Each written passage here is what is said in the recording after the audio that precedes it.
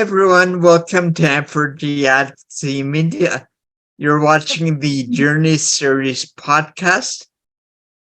I'm Mark, co-host of Journeys. I'm a brown man with a black and white beard, black glasses, brown eyes, and I have a painting and a shelf with some knickknacks behind me, and today I'm wearing a light blue shirt. And I'm Crystal. I'm the other co-host of Journeys. I'm a white woman. I have glasses. And today I'm wearing a black and white button-up shirt. And I have a brown background with a painting and a lamp and a table. And today we're talking with Michael Hingson, who works at accessiBe and has a long journey that he's going to tell us about. Hi, Michael. Good morning. How are you? I'm doing well, thank you.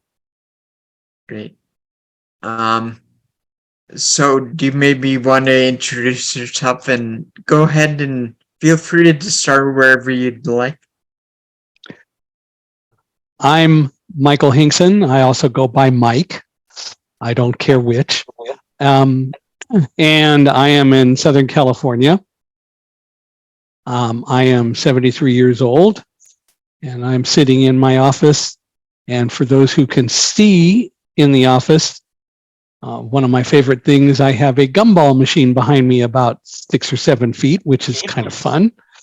And you can't get a gumball unless you put money in it. So I bought a gumball yesterday. Anyway, I am glad to be here and looking forward to talking with you all and answering questions. Well, thanks for having us. So,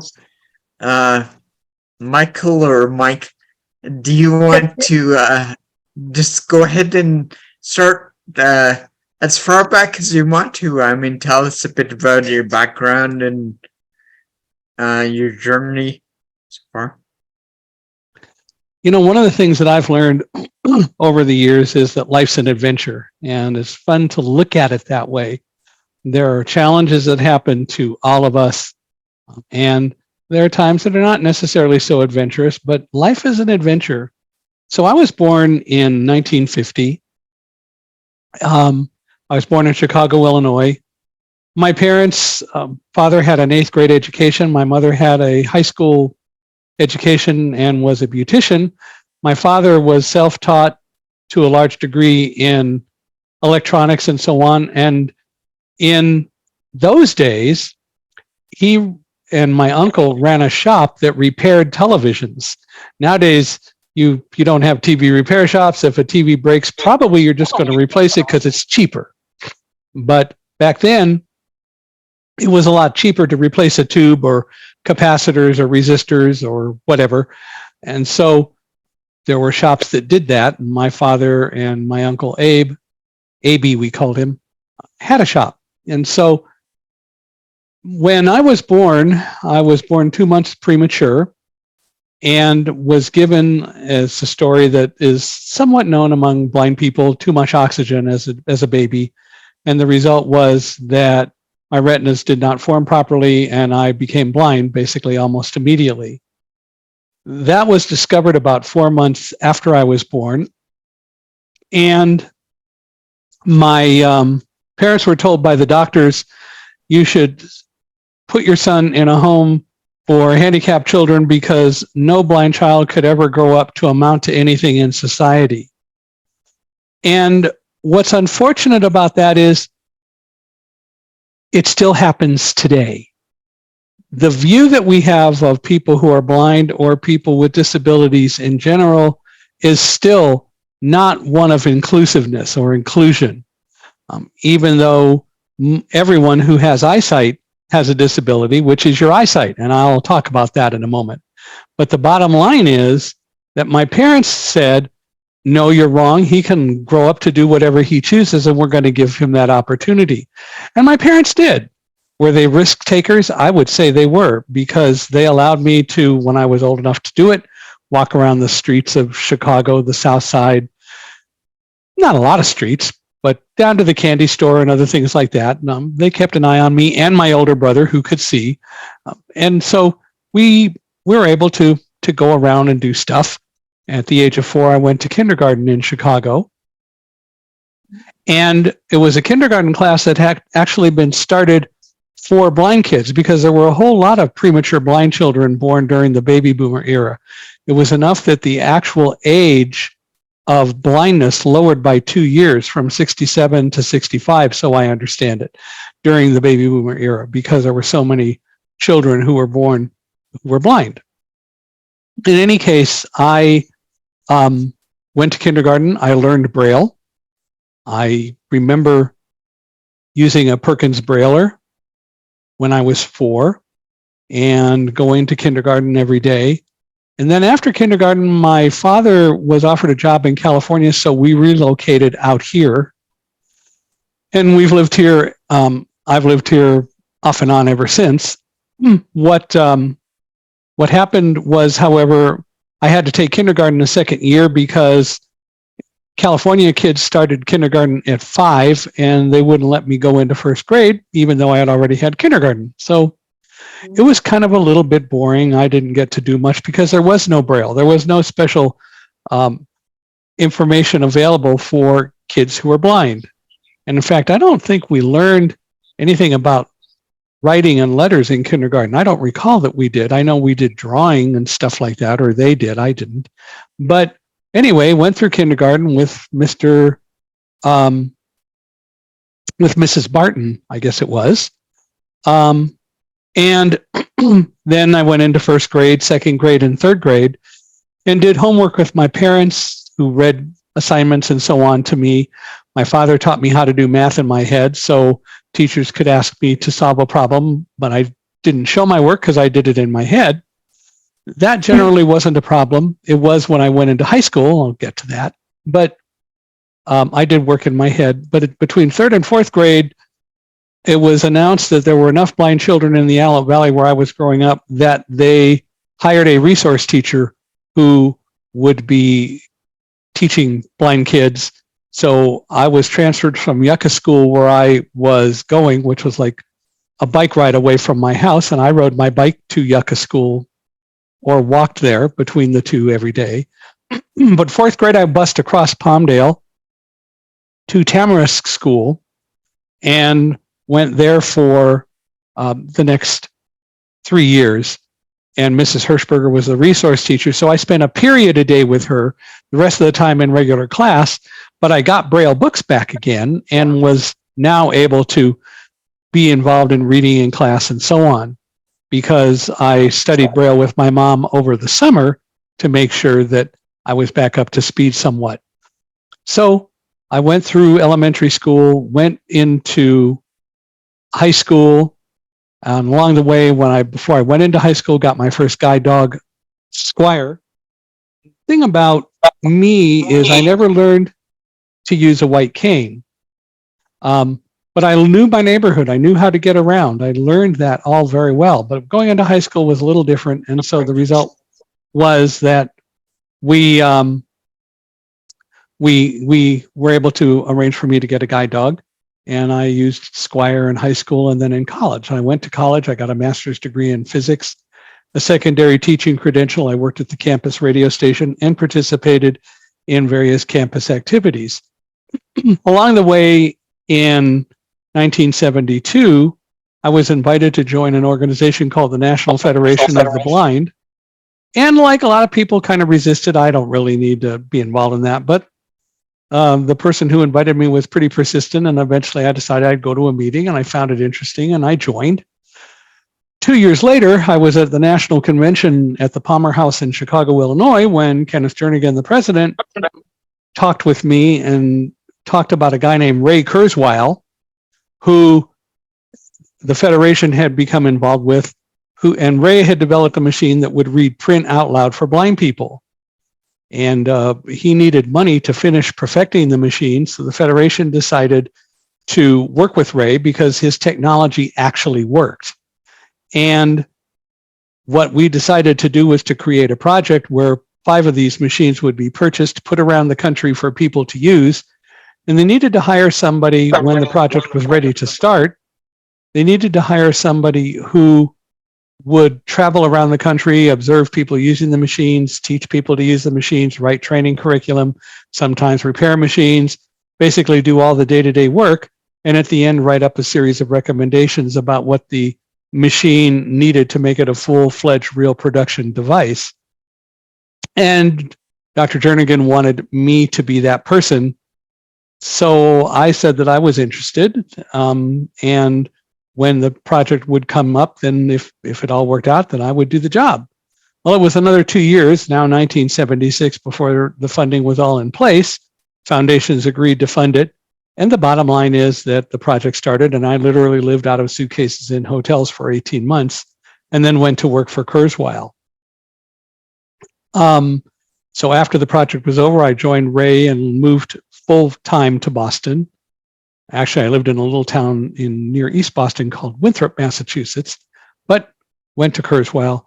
And along the way, I had to make a choice because I was doing the same work for Kurzweil that I had been doing with the Federation, that is human factors kinds of studies. And the issue about that was that it wasn't a revenue producing job. And a lot of engineering companies hire lots of people to do all the research and stuff and all the work, but they don't hire revenue producers. And so I was called into the office of the VP of marketing one day in, I think, May of 1979. And I was told that I was being laid off because I was doing a great job, but it wasn't a revenue producing job. And we had to sacrifice some jobs unless I was willing to go into sales. And to cut it short, I made the choice to go into sales, took a Dale Carnegie sales course, and have been selling professionally in the high-tech world ever since. However, the knowledge working with Kurzweil was invaluable in terms of bringing products to market and learning a lot about working with small companies. What I was selling for Kurzweil was not the reading machine for the blind, but a more commercial version called the Kurzweil data entry machine, and did that until Xerox bought the company and phased out all the Kurzweil data entry sales people, which included me.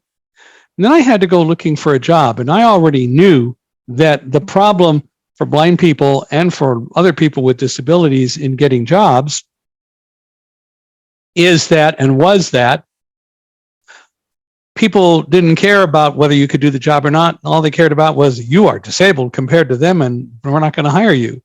The unemployment rate then was like over 70%, and it's still in the 70% range for employable people who are blind in terms of getting jobs. The unemployment rate among employable blind people is in the 70% range. And it's not because we can't do the job, it's that people think we can't do the job.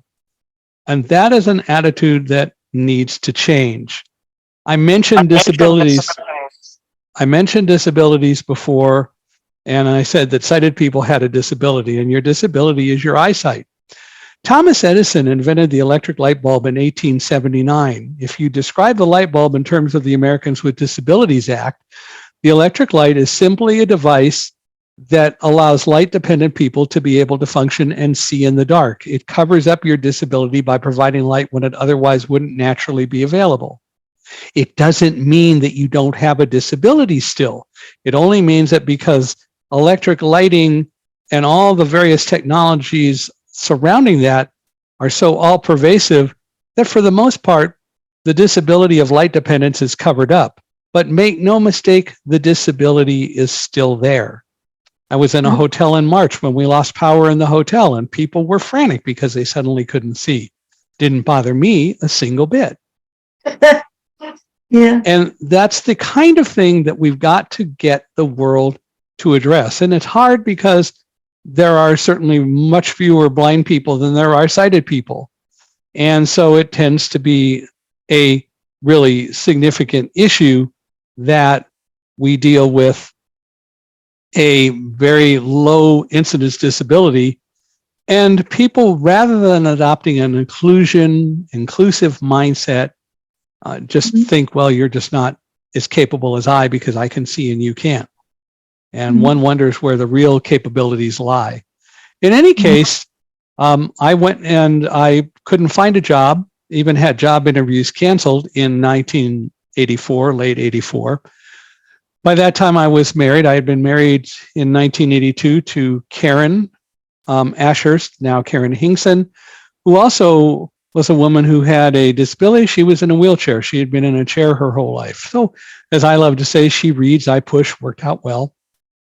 In any case, we, in 1984, were looking for jobs, couldn't find them. And so I started my own company with a couple of other folks selling computer-aided design systems to architects. PC-based CAD was a brand new concept, and we were really on the cutting edge of it. I was used to being on the cutting edge of things with the Kurzweil reading machine, and now PCs were pretty new, and PC-based CAD was really new, but we did it. I did it for 4 years, and then I sold the company and went back into the workforce and continued to sell for other companies, which eventually led me to living in New York. Actually, we lived in New Jersey, and I worked in New York at the World Trade Center. And on September 11th, 2001, I was the Mid-Atlantic Region Sales Manager for a Fortune 500 computer company, Quantum Corporation. And we were going to be teaching some of our reseller partners how to sell our products. But that all changed, of course, because the terrorists attacked the buildings. Rather than spending a long time describing that whole story in detail, let me just say that you can go to my website and there are videos about it. I do a podcast called Unstoppable Mindset, and episode 1 is a full video telling the entire story. But let me just say that the reality is that what happened was that we were confronted by something that was totally unexpected. I was in my office, and suddenly we heard a muffled explosion and the building began to shake, and then it began to tip in one direction. Tall buildings like that are actually very much springs, and the building's spring joints flexed. And then they came back and the building got to be vertical again. That wasn't what caused the building to collapse. What caused the building to collapse was the 26,000 pounds of jet fuel that exploded and further destroyed the infrastructure of one side of the building. And that eventually caused the building to collapse. But what I already had done was learned what to do in the case of an emergency, because I knew that as the leader of an office, I was responsible for me and anyone else who would be in that office. And it was not a good idea for me to need to rely on sighted people who might or might not be able to read signs in an emergency.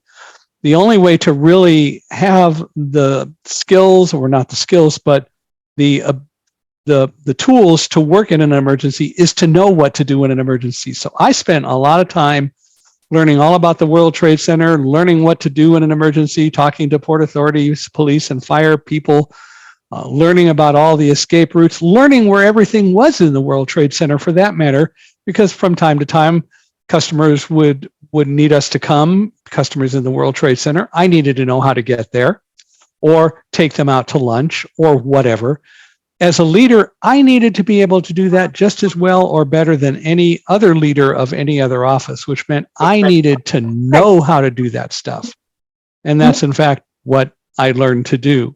So on September 11th, we had a situation come up, and I, after the building started tipping and then it went back to a normal configuration and went straight up again, people started to panic, and I had already learned what to do. I was also observing my guide dog at the time, Roselle, who wasn't indicating any fear or nervousness, which told me that whatever was going on wasn't so imminent that we had to just run pell-mell, if you will, out of the office.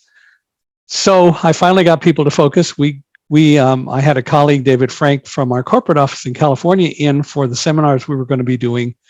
I got David to get our guests to the stairs and told him, don't let them take elevators, because if they take an elevator, a fire gets in the elevator, they're done for. Anyway, he did that, then came back, and then we went to the stairs and went down and got out. But we're very close to Tower 2 when it collapsed, and we were able to survive that as well. But the bottom line is it's all about having the tools. It's all about making sure that we know what to do and not relying on other people to tell us what to do in an emergency. What if nobody's around? Or what if you teach your guide dog or you use a cane and you learn one route to go to a particular emergency exit and that exit is blocked? What do you do then? That's why it's important to really learn all you can, especially if you're going to be in a building or a place on a regular basis. You need to learn all you can about that building, that location, learn what to do in emergencies across the board. And yeah, it takes some time. It's time that can save your life. It saved mine. Anyway, after September 11th, people started calling me because the media heard about me. And they started saying, these people who called, would you consider coming and telling us your story, tell us what we should learn about September 11th and so on. And we want to hire you to do that. So I switched from selling computers, as I put it, to selling philosophy and attitudes, and have been a keynote public speaker ever since. Just completed 2 weeks ago a speech in Phoenix at the National Head Start Association. Head Start, the organization for small children related with schools. So I spoke before 3,000 people and got a standing ovation. I'm very proud of that. And so I continue to travel and speak. But along the way in 2020, we had the pandemic. Well, let me go back. In 2015, I got an email from a guy named Larry Bach, who said he worked with a gentleman named Suman Kanyugante, and they had formed a company called IRA, and they wanted help bringing the product to market and making the product the best that it could be. And they had read about me, so I ended up working with them for a while and was employed by IRA from 2017 to 2019. But I helped bring IRA to the US market, introduced IRA to the National Federation of the Blind and to other people, understood the value of the product. And so we've helped to make IRA extremely visible. But then in 2020, the pandemic hit. And one day I was going to register a website domain. And I went to a site I've used before, only to find this little thing at the top that said, press Alt-1 to put your browser in a screen reader mode. And I went, what the heck is that? The thing is that the site I went to was usable, but it wasn't really accessible. There were challenges, and it took a long time for me to independently work with it. But what happened on that day was I tried to push this Alt-1, and my gosh, the screen became much more, the website became much more accessible. And so the result of that was that I started investigating and discovered accessiBe and started exploring ways to maybe sell the product and promote it. But then the founder called in January of 2021 and said, we would like you to join our company. And we talked for a while and came up with the position of Chief Vison Officer, which helps accessiBe in terms of describing internally what it does, training people on disabilities and so on. And along the way, he also asked if I'd consider doing a podcast. And that's how Unstoppable Mindset, where inclusion, diversity, and the unexpected meet was born. And we started Unstoppable Mindset in August of 2021. We got pretty visible on LinkedIn and are still very visible on LinkedIn. So we get a lot of requests to possibly be on the podcast. So last August, we went from 1 episode a week to 2 episodes a week. And we also put it up on YouTube, so it's videoed as well. And so I have a lot of fun doing that. As I said, helping to train accessiBe people internally, talking about what the product does and why it works. In fact, I did an onboarding session with some people just this morning at 6 a.m. my time. Israel is where accessiBe is located, and these people all decided to, they set up the onboarding session. So for me, it was 6 in the morning. I've had earlier meetings with Israel, but it's fun. And then we get to train. And so basically, that's my story. Great. That was, sounds like you've been through quite the adventure. I'm sure there's still a lot coming. And Crystal, did you have any questions? Well, yeah, first about the podcast that you do. So on the bottom of our website, we have one listed access that's separate from what you do, correct? I thought it was all one. What do you have on your website? Access culture. That may be the spotlight programs that they're doing. They do it. I'm not quite sure what it is that you have. So it's separate. There's two different. Well, there are interviews that are done with accessiBe customers, and that's probably what you're seeing. Oh, But you should okay, also got put Unstoppable Mindset. Yes, I will. Well, I just thought it was all one. I'm sorry. I had a question, Michael. So we had talked about this during the pre-interview about the difference between visual impairment and low vision, and how some people mix up the terminology. And could you kindly explain what the difference is and why someone should use one over the other? Professionals in the field, and I put professionals oftentimes in quotes, refer to us constantly as visually impaired. And that is, as we are learning, language is evolving and concepts are evolving. It used to be that you would hear people describe those with hearing issues as deaf or hearing impaired. Deaf people became very cognizant of the fact that they shouldn't be compared with people in terms of how much they hear or don't hear. Impaired is a negative connotation by any standard. And so they have grown to understand that the correct term is deaf or hard of hearing. We have not done it in the blindness field, in part because professionals don't even view us as capable. They can say what they want, but most of the time you don't, for example, see teachers teaching blind kids Braille, or they'll only teach totally blind kids Braille, but even though a child can see a little bit but not see well, they won't teach that child Braille because, use your eyes, even though after 15 or 20 minutes you may get headaches and have eye strain and become very tired of being able to read. They won't teach you Braille because, as I've actually heard people say, a blind child gets or has to read Braille. A child with some eyesight gets to read print. Horrible. The professionals are a big part of the problem, and no matter what they say, they are. But blind people have also bought into it. And the reality is visual impairment is a problem on two levels. Visually, we don't look different because we're blind. If they were going to say it right, they should say vision impairment. But impairment then gets to be the same thing as with deaf people. I'm not impaired. I don't care what anyone says. The impairment isn't an eyesight one.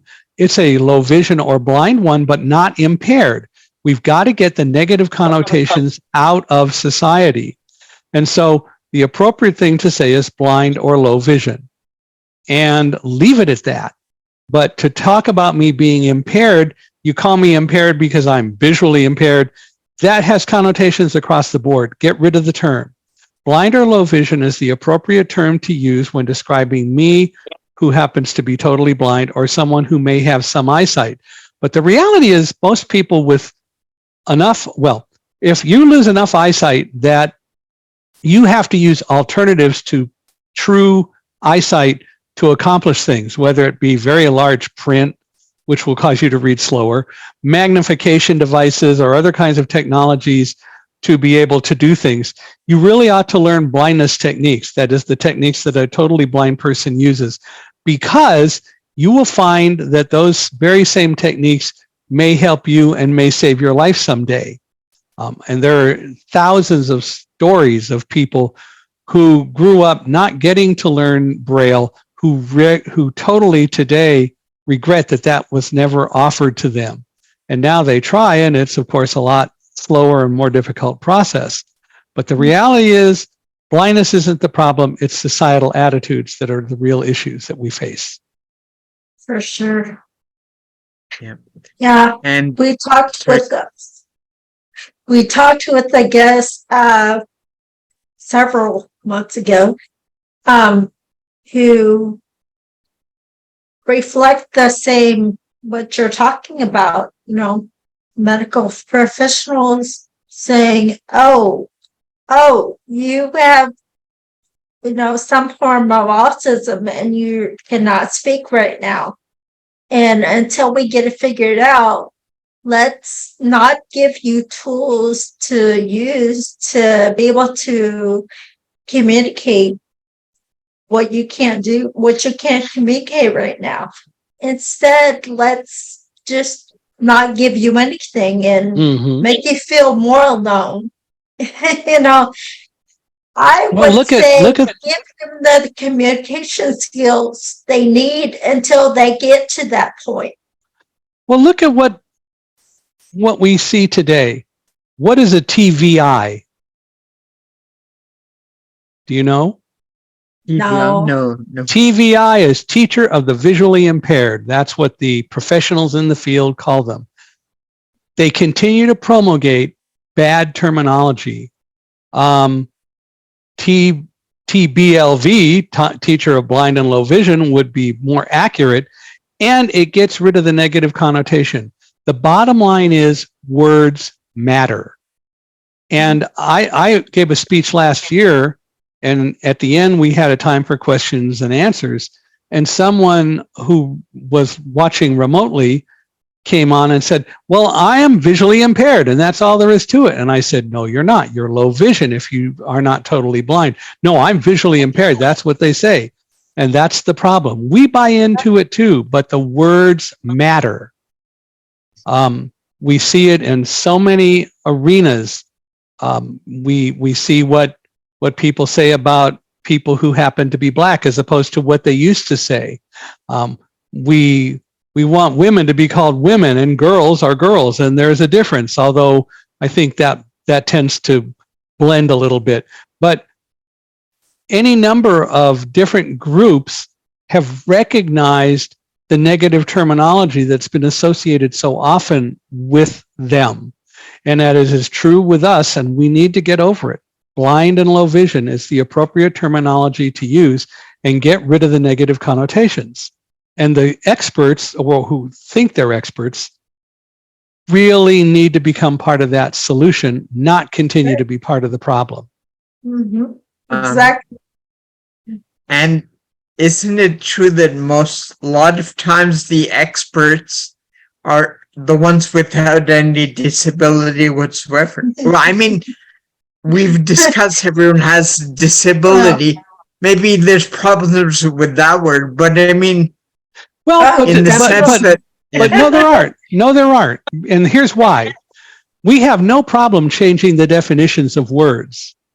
We've changed diversity to deal with race, gender, LGBTQ, and so on, and not include disabilities. Inclusion can't go that way, but disability does not mean or should not mean a lack of ability. A disability is a characteristic, and it is a characteristic that everyone has in one form or another. So-called disabilities may very well reflect different characteristics for different people, but it doesn't need to be considered a negative thing, especially if you look at it in terms of the fact that everyone who is light dependent has one. You then recognize that what you're dealing with is a characteristic, and it doesn't need to be a bad term. And we've got to get over thinking it is, because disability does not mean lack of ability. Disability is a characteristic, period.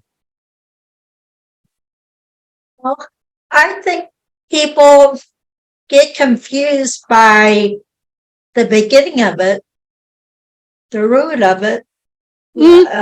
Only if you let people parse it like that. Don't. Disability is a word. People do, is what I'm saying. I don't agree with it at all. Then tell them to stop. Tell them to stop. The fact of the matter is that we are the creators of words. And the fact of the matter is that disability doesn't need to be a negative term at all. Blind doesn't need to be a negative term at all. It is, because people view it that way, because that's what we've been taught. Don't parse the word. Disability is a word in of itself. Treat it as it should be, a characteristic. We can find all sorts of ways of justifying things, but treat the term disability as what it is. It is a characteristic that everyone shares. and how that manifests is different for different people. So different. DI, should we say that that's a problem? The bottom line is that we really need to recognize that words are words, and disability as a word represents characteristic. Okay, that's a great way to look at it. So we were talking about something during the pre-interview in the context of use finding a new way to sell CAD to people who weren't necessarily ready to buy it, right? And I'm wondering how we as disabled people can apply it to our own lives going forward. And that is taking a liability or a perceived liability and turning it into an asset. One of the most important concepts I learned in the Dale Carnegie sales course was this concept of turn perceived liabilities into assets. So what you're referring to is that back in 1985, when I started selling CAD systems, and in 1986 and so on, architects would come in because they were curious, but then they would say, well, I'm not going to buy that because that's going to change my whole pricing structure. I charge based on the time that I spend doing a good job of making these drawings for people. And it takes weeks, and I have to go through lots of paper and so on, and it takes a lot of time. And that's what I get paid to do. And so if I buy the CAD system, yeah, maybe it works right, but I'm going to spend a whole lot less time. And so the bottom line is I'm not going to make nearly as much money. And I said, you're looking at it in an old way. Consider this. Don't charge for your time, charge for your expertise. So let's say it takes you 3 months to draw a multi-story building with all the views and so on that a customer wants to have in order to make a decision about accepting your design. You can do that in a relatively short time on a CAD system.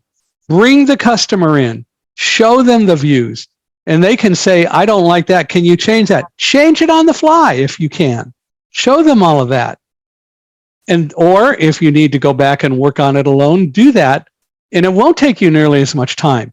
But remember, you're bringing the expertise of an architect using a CAD system to the market. You charge the same price, but now you're charging for your expertise, not your time. And the value is that you actually get to engage the customer more because the customer can see what you're doing. You can even do what are called walkthroughs, where you can take the customer inside the building, having windows and have light sources so they can actually see what it looks like inside the building, which is a lot harder to do from a drawing standpoint with paper, but you can do that with the CAD system. There are so many things that you can do. You charge for your expertise, not the time. And the architects who got it really did well with CAD. The reality is it's a perceived liability. Blindness is the same way. It's a perceived liability. And the reality is that there are a lot of things that blind employees, or we could say employees with any disability in the sort of modern typical term of the word, but there are things that we bring to the job that sighted people don't. We know how hard it is to get a job, and there have been studies after studies after studies that show that employees with disabilities who are hired and who are made to be part of a team and feel welcome will stay there. They will still stay loyal because we recognize how hard it was to get that job in the first place. People who go to websites that are usable, like customers who go to websites that use accessiBe and find them usable, will shop on those sites and stay loyal to those sites because they know how hard it is to use most websites. And when they find a website from a company that makes them feel welcome, they're going to stay there. So there are a lot of, in fact, values that we as blind people, for example, bring to the job and to life that we need to tout because we've got to eliminate those perceived liabilities and show why they're actually assets. Exactly. I would say my whole life is, I've been disabled now for 24 years. Ever since then, I don't deal with anybody or any company or organization that is not accessible, or, if they passively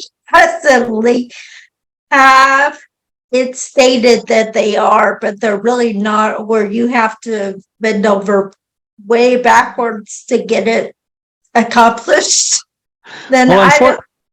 Yeah. no, go ahead. Go ahead. Unfortunately, accessibility does not necessarily mean usability. The web content accessibility guidelines are guidelines that tell website designers what they need to do, and it's what accessiBe conforms with. They tell you what you need to do to make a website accessible. But oftentimes there's also more that really needs to be done to make the website usable, to make it what you want, that makes it your company's website and makes it your company's website that anyone can interact with. For all those people who might not be that familiar with what accessiBe is and what it does, do you want to talk a bit about that and what the benefit of it is? In 2015, go ahead. Sorry, for disabled people and maybe people that don't necessarily consider that they're disabled. Right. Because, sorry, I think it's important to point out not only why it's important for us in making our lives more simple, but what it does for their business, their corporation, how it brings so much more to the economy when everybody is included and everybody can see what they're selling and what they're doing. As I have heard the story, in 2015, 3 guys in Israel started a company to build websites for people. They started a website design business. In 2017, Israel passed a law that said all websites need to be fully accessible. And these guys had a lot of customers, and suddenly they were confronted with, how are we going to make those websites usable?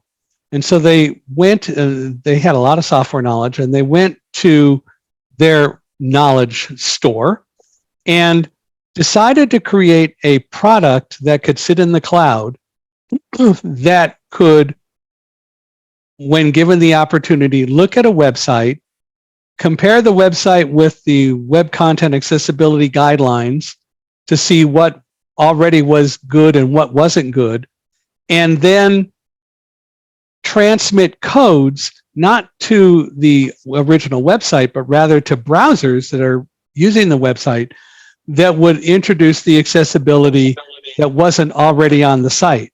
Now, there are things that this artificial intelligent widget, as it's called, aren't totally able to do, and I'll get to that in a moment, but it can do most of the work.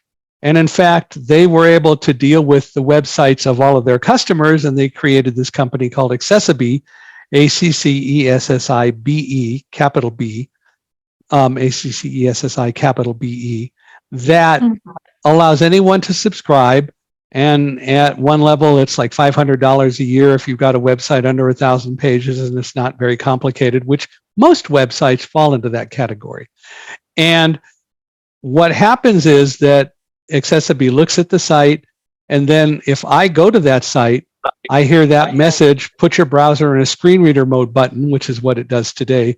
And if I push it, what you don't see is that the cloud transmits all of the access codes, all of the alt tags and so on that accessiBe's widget has determined need to go into the site. It transmits that information to my browser, so my browser thinks I'm now dealing with an accessible website.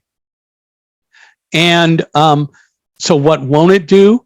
Well, so on my personal website, michaelhingson.com, there are 2 pictures of me hugging Roselle, who was the guide dog who was with me in the World Trade Center on September 11th.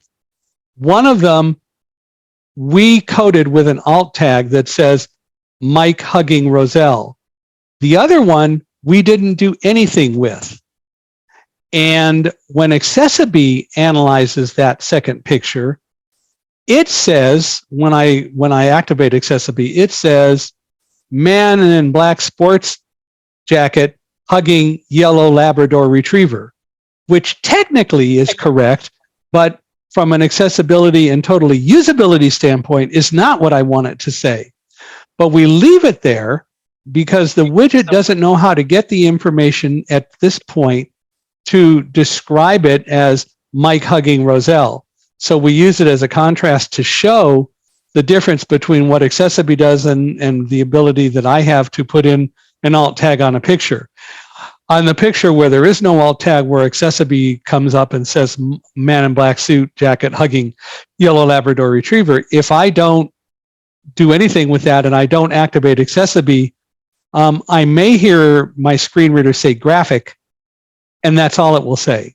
So I don't know. So accessiBe even there does a lot, but it's not totally what I want it to be. And there are other kinds of graphical things where there are issues that the widget itself doesn't do, which is why accessiBe has created a whole division to help website owners whose websites may have things that the widget doesn't itself do, and that accessiBe can help them remediate that other stuff, or at least they can get a report. The website owners can get a report saying this is what still is not accessible or usable, and you can go get your own website designer to fix it.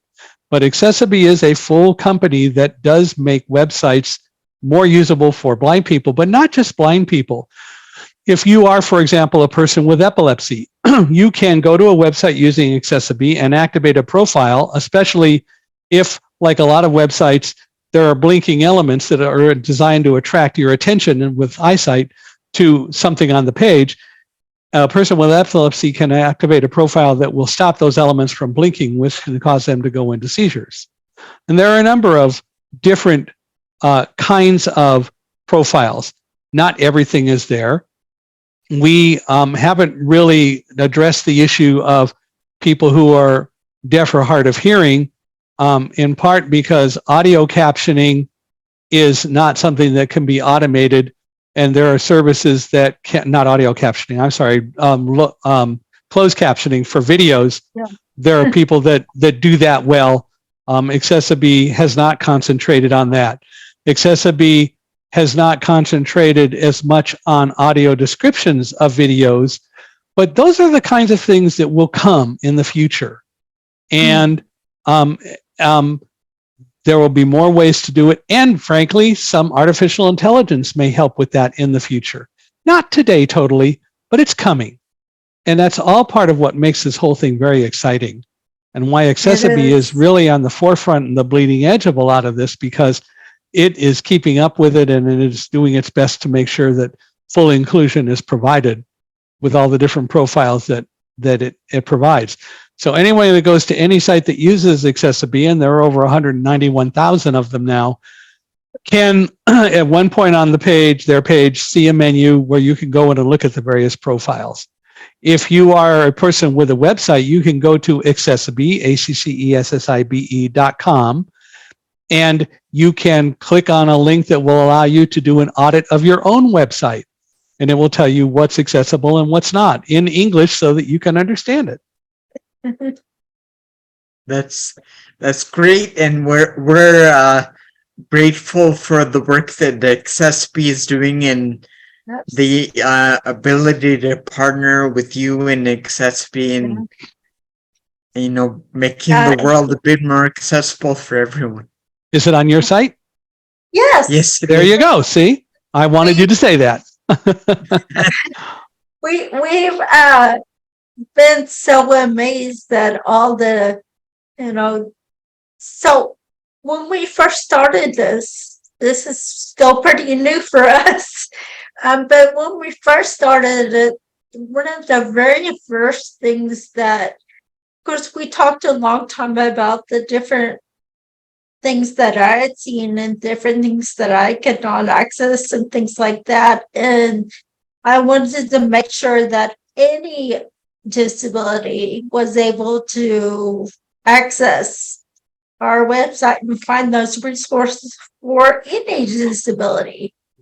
And going through the different companies and trying to find exactly what we were looking for was, oh my goodness, that was horrible.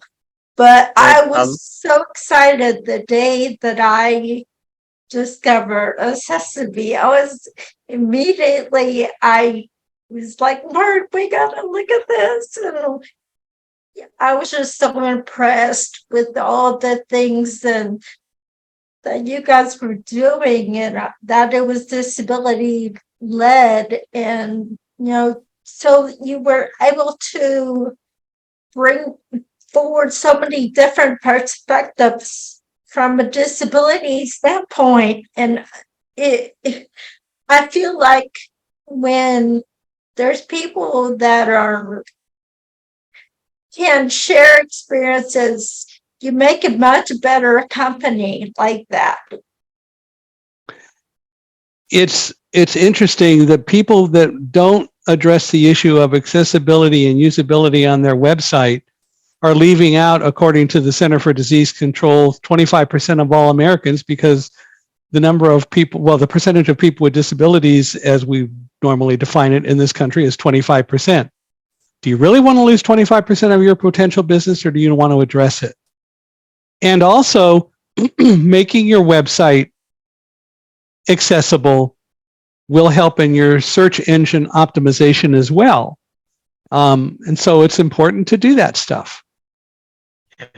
And one of the other things that really impressed us is, you get, when you're browsing through the accessiBe site, you get a real sense of the level of inclusion and the whole ethos behind the company, and that instills real confidence in us as customers and partners and what we want the world to look like going forward. Right. And that's a good thing. Yeah, definitely is.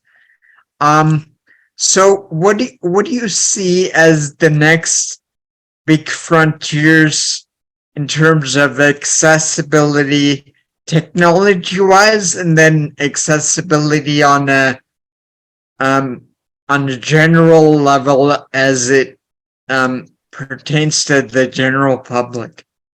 What's really neat about a lot of the things that have been developed that help, let's say, blind people, for example, like on Apple products, VoiceOver is built into Apple products like Macs, iPhones, and so on. That tends to work not just for us, but for anyone who needs voice output. Let me do it in a more basic way. There were a lot of battles early on when people in wheelchairs started saying, I want curb cuts so I can go down off a curb.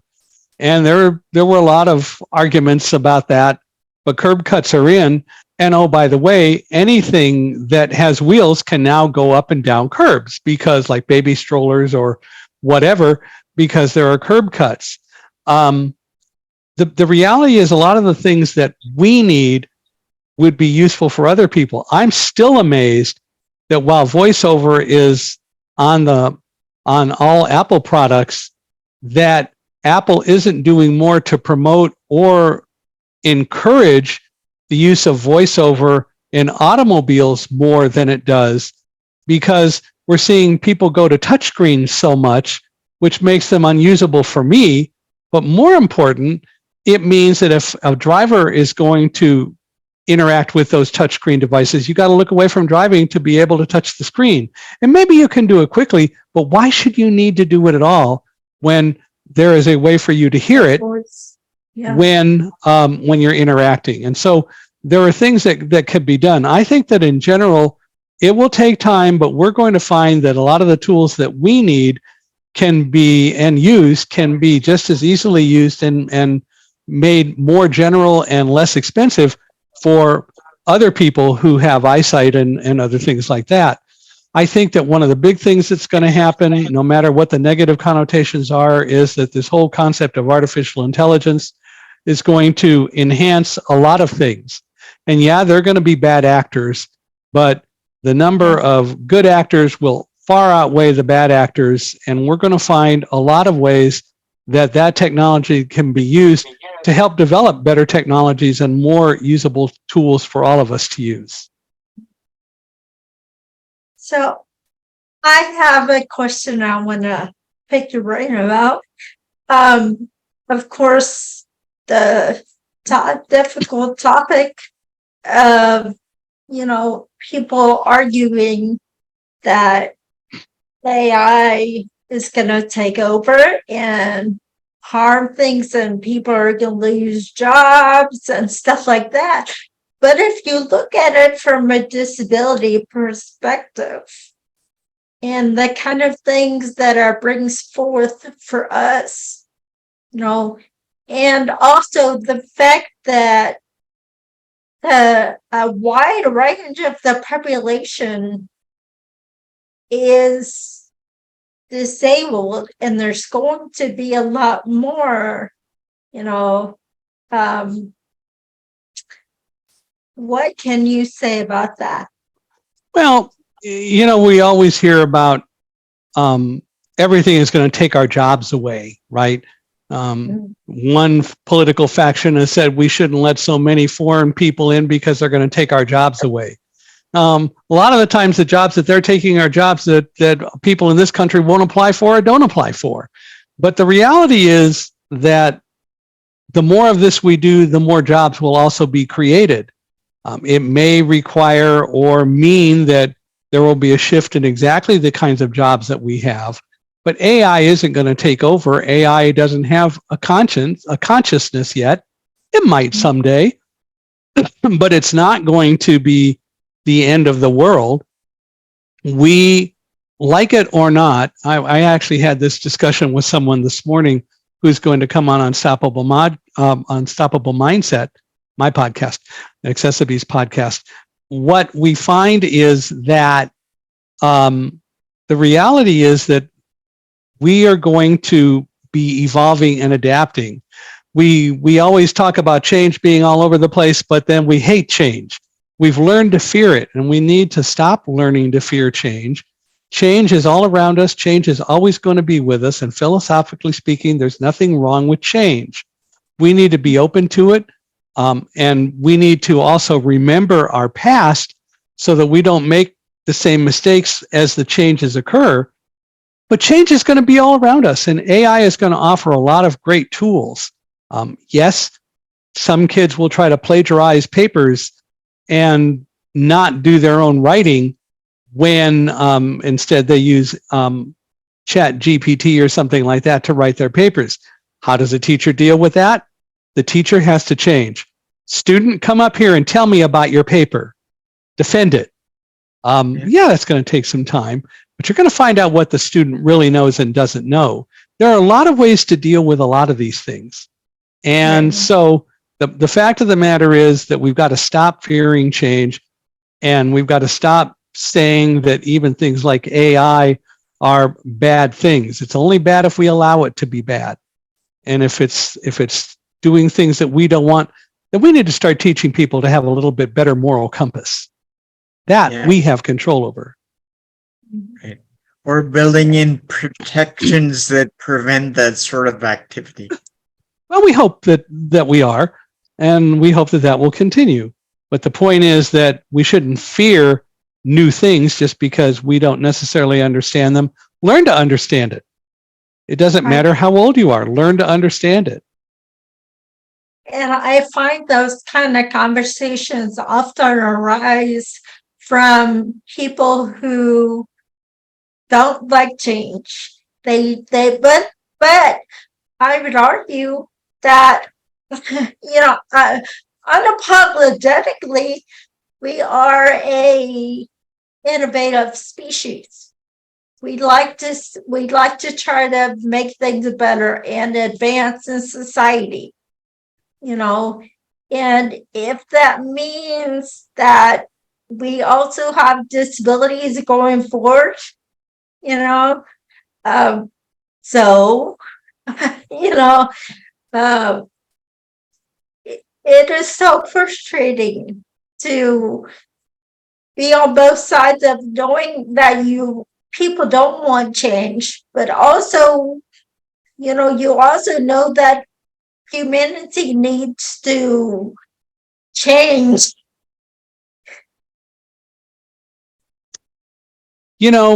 Christopher Columbus said the world was round and everybody thought he was crazy because nobody had ever explored it. Well, some people had, but they were elsewhere.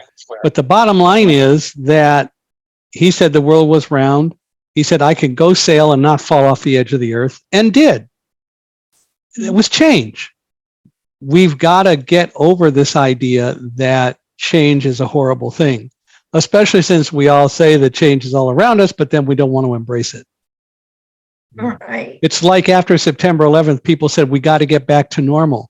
That was the worst thing people could say. Why? Because normal would never be the same again. Change had already happened, and we have to get used to it and understand the ramifications. And the other thing is that maybe normal leads to the same situation happening again. Well, if you get back to normal, it would lead to the same situation. Yeah. Right. Right. Anything else, Chris? And also, onto that point, people fuss all the time about history and everything, but if they don't research history, if they don't know history, how can they not repeat it? Whether you call it critical race theory or anything else, the bottom line is we should understand what happened in the past, and anyone who tries not to is doing a disservice to themselves and to everyone else. History is there to learn from, and we need to do that. Right. And if you're concerned about the conspiracy theories and everything, use your own moral compass and discern which of those things are probably not true or conspiracy theories, and research it and figure out for yourself and make your own decisions about what happened and how it might happen. There have been books written about the fact that September 11th was really a conspiracy and the government destroyed the World Trade Center and so on. And they try to use physics and other tools to bolster their conspiracies, but the bottom line is they're just conspiracies. It happened. And it happened the way that most of us know it happened. And there's no escaping that, no matter what some may say. We've got to stop trying to fool people and stop trying to not recognize what really happened and why it happened also, and deal with it. If there's one thing September 11th taught us is that the world is a lot smaller, and we do need to understand those who come from different places than we do. And we should embrace that and learn to get along with them and understand them. Like they need to do as well, by the way. It goes both ways. Exactly. Anything else, Mark? Well, thanks a lot, Michael, for taking the time to speak. Oh, actually, one more thing before we close off here. Tell us more about projects you may be working on and how people can reach out to you and learn more about you and what you're doing. So among other things, in addition to doing things with accessiBe, I realized during the pandemic that while I talked about escaping from the World Trade Center and not being afraid, I've not really taught others how to learn not to be blinded by fear, as I describe it, how you can learn to use fear as a positive tool to heighten your senses, to help you focus, but not let it blind you and make you afraid to be able to move forward, especially in unexpected situations. So we're in the process of writing a book, and the working title is A Guide Dog's Guide to Being Brave. We'll see if that is what we finally end up with. But It's around me and my 8 guide dogs, and talks a lot about learning to control fear, which we absolutely can do. So that won't be out this year. Working on getting it out next year, but it's coming. So that will be fun. People can go learn a little bit about it by visiting the website I actually talked about registering earlier, which is called blindedbyfear.net. There's a little ebook they can download for free that talks a lot about learning to control fear. It's a good start. So it's blindedbyfear.net. And they're welcome to go there. They can contact me through my website, michaelhingson.com, michaelhingson.com. They can go to michaelhingson.com/podcast to hear all 129 episodes of Unstoppable Mindset. There are now 129 up. The 129th went up today. So they are welcome to go there. But there are contact forms where they can reach out to me, and I respond to any emails that I get. If they would like to explore having me come and speak to an organization or a company, I'm glad to do that. They should let me know about that. Would love to come and speak, and we'll work out the logistics of how we make that happen. And so those are all things that are available, and then I would love to participate with people about. Awesome. I will definitely add that podcast as well to our footer. Right. And to our resources page that we're working on. Yes. We're working on that too.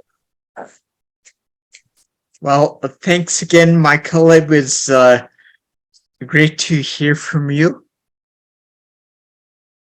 Well, was glad to be here, and it's my pleasure. Thank you so much. Thank you. Have Thank a good you. rest of your day. Rest of the day. I'm sorry? Have a good rest of the day. Well, I will. Thank you very much. I've got a few podcast interviews coming up, and so it'll be a fun day. Yeah. Okay, thank you. Thank you.